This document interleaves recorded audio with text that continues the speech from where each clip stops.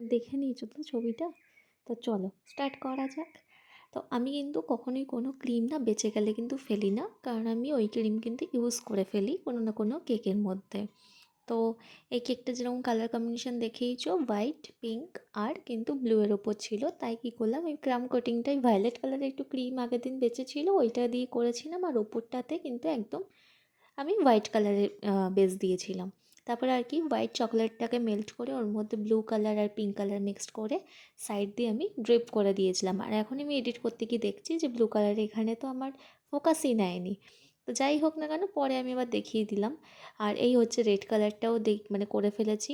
আর নিচ দিয়েও আমি তোমার পিঙ্ক কালারের তোমার কী বলে ডিজাইন করেছিলাম, প্লাস আবার নিচেও পিঙ্ক কালার ডিজাইন, দেন সাইডে ব্লু কালারের জায়গায় ব্লু কালার ডিজাইন আর ব্লু কালারের ওপর আর নিচে দুই জায়গায় ডিজাইন করেছিলাম।